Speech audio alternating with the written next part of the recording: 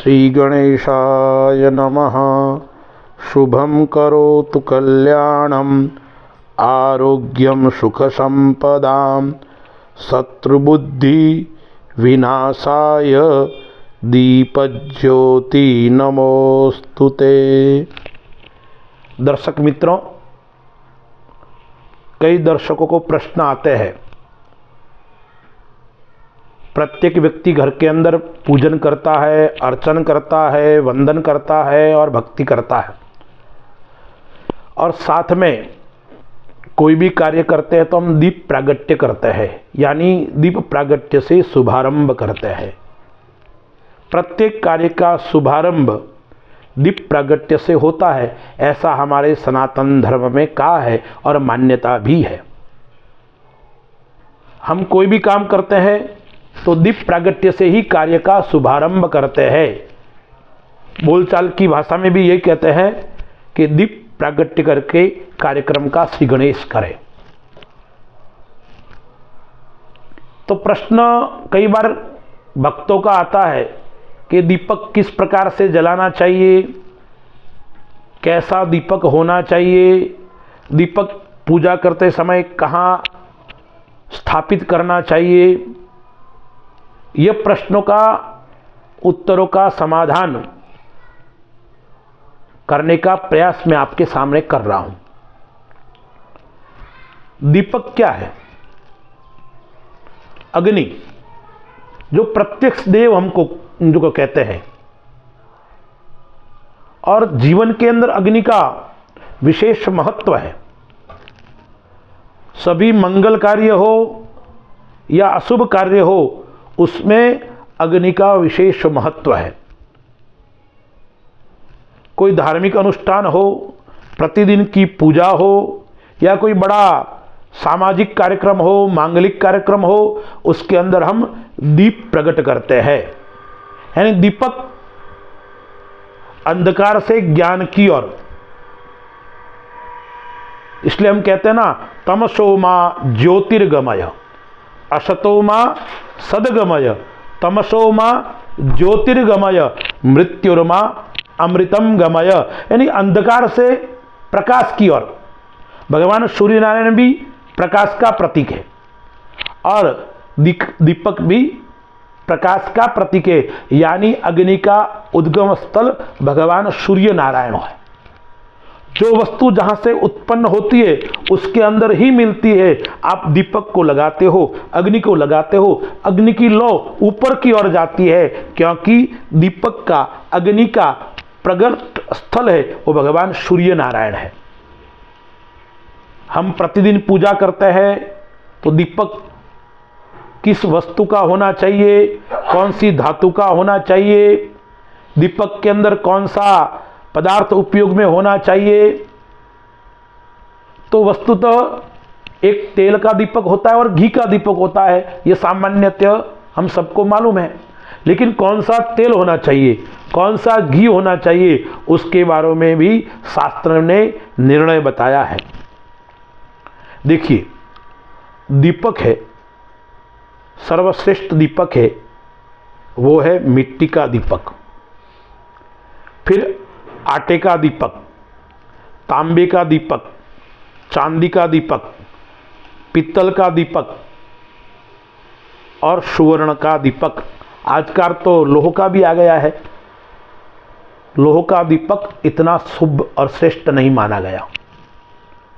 और आटे के अंदर भी विशेष महत्व है।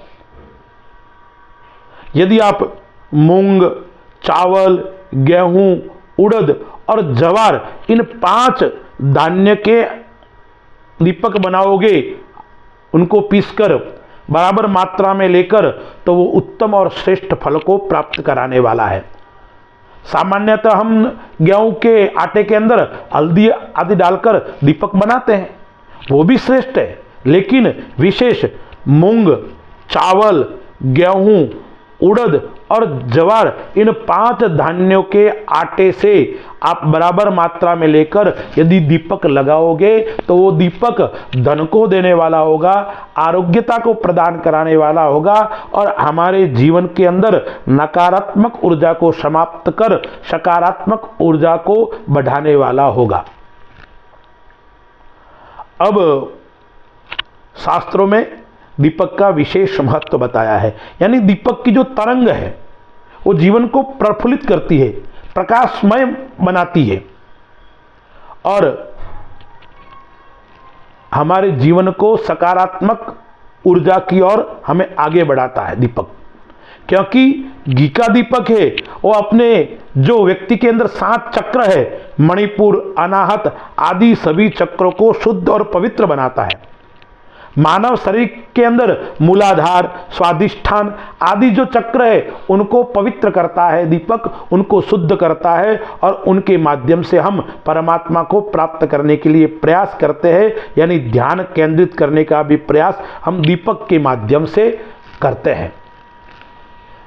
अब मैंने बताया आपको आटा का दीपक श्रेष्ठ है, कौन से आटे का वो भी मैंने आपको बता दिया।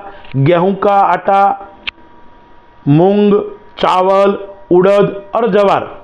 फिर मैंने आपको बताया कौन सी धातु का दीपक, मिट्टी, सुवर्ण, तांबा, पित्तल, चांदी और दीपदान का भी विशेष महत्व है।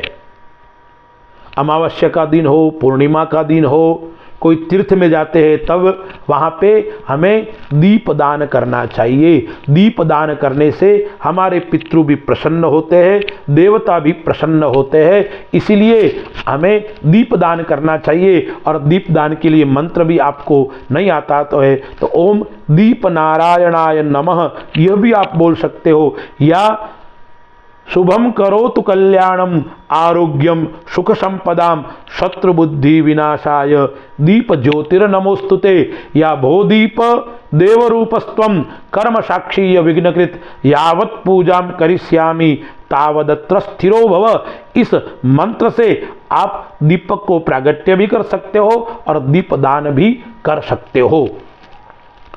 अब दीपक एक तो घी का होना चाहिए और एक तेल का होना चाहिए।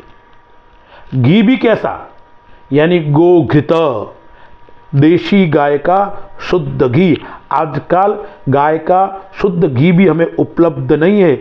हम घी तो खाते हैं लेकिन वो भी नकली घी खाते हैं। उसका दीपक लगाओगे तो वो अंधकार को तो मिटा सकता है लेकिन हमारे जीवन को पवित्र और शुद्ध नहीं कर सकता। यानी यदि आप संभव नहीं करना ही है हमें, गाय के घी का दीपक करने से घर का वातावरण भी शुद्ध होता है और पवित्र होता है और अपना ज्ञान भी बढ़ता है और नेत्रों की रोशनी भी बढ़ती है। यानी घी का दीपक हम करते हैं तो शुद्ध देसी गाय के घी का दीपक हमें करना है। अब हम पूजा के अंदर दीपक हमें कहाँ लगाना है, तो शास्त्र में लिखा हुआ है हमें दाई और घी का दीपक लगाना है। हम जब पूजा करने के लिए बैठते हैं अपने दाई और घी का दीपक हमें स्थापित करना है और बाई और तेल का दीपक हमें लगाना है। कौन सा तेल होना चाहिए, तो शास्त्रों में तिल का तेल उत्तम और श्रेष्ठ बताया है।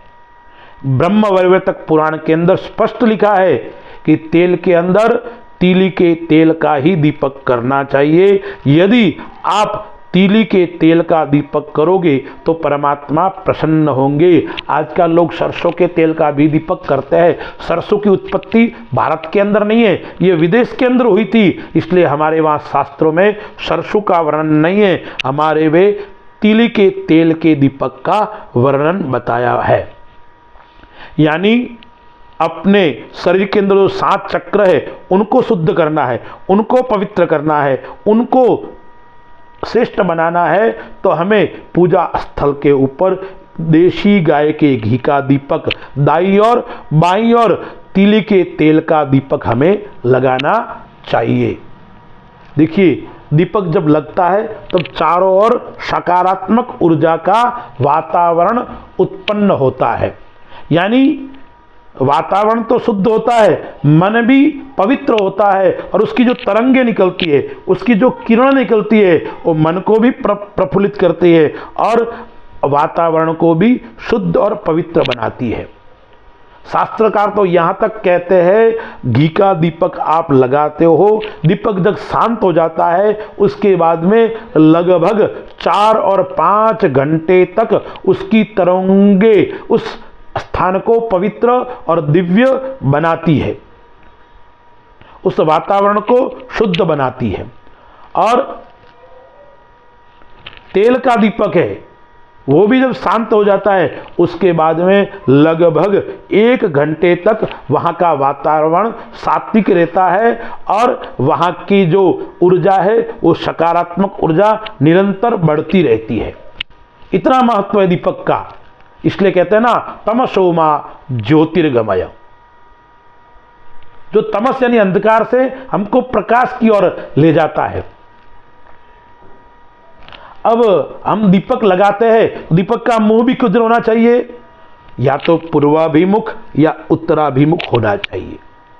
यदि दीपक की लो पूर्व की ओर हो तो वो घर के अंदर धन और धान्य को देने वाली है, और यदि दीपक की लो उत्तर की ओर हो तो वो संतान की उन्नति करने वाली होती है और घर के अंदर आरोग्यता को प्राप्त कराने वाली होती है। यानी पूजन को परिपूर्णता चाहते हो, पूजन के अंदर श्रेष्ठ फल की प्राप्ति चाहते हो, तो हमें प्रातःकाल पूजा करने से पहले घी और तेल का दीपक लगाना चाहिए। घी का तो लगाना ही लगाना चाहिए, तेल क्या लगाते हो तो भी उत्तम है। यदि कुंडली के अंदर शनि की दशा है, राहु की दशा है और केतु की दशा है तो भी आप तिल का तेल का दीपक भगवान शनि महाराज के चरणों में, भगवान भैरव जी महाराज के आगे या भगवान भोलेनाथ के आगे आप लगाओगे तो आपको शनि भी श्रेष्ठ फल देगा, राहु भी श्रेष्ठ फल देगा और केतु भी आपको श्रेष्ठ फल की प्राप्ति करवाएगा। अब दीपक की बातियों के बारे में हम विचार करते हैं। वस्तुतः हम फूल बत्ती करते हैं, खड़ी बत्ती करते हैं, वो तो एक होती है। यदि हम लंबी बाती करते हैं तो कौन से देवताओं को कितनी बाती करनी चाहिए, ऐसा भी शास्त्रों में बताया गया है। यदि हम पितरों की प्रसन्नता के लिए करते हैं तो 4 बाती हमें वाला दीपक करना चाहिए, 4 मुंह वाला दीपक हमें लगाना चाहिए। पिपल के पेड़ के नीचे पितरों के आगे लगाइए तो पितृदेवता प्रसन्न होते हैं। हम अपने कुल देवी को प्रसन्न करना चाहते हैं। जो खड़ी बात होती है बाती, वो तो श्रेष्ठ है, उत्तम है, उसमें तो कोई प्रश्न है ही नहीं, वो तो हमें करनी ही करनी है। लेकिन विशेष फल के लिए यदि हमें करना चाहते हैं तो सरस्वती यानी विद्या की प्राप्ति के लिए, कुलदेवी की प्रसन्नता के लिए हमें 2 बाती वाला दीपक लगाना चाहिए, यानी 2 मुंह वाला दीपक करना चाहिए। भगवान गणेश का आशीर्वाद चाहते हैं।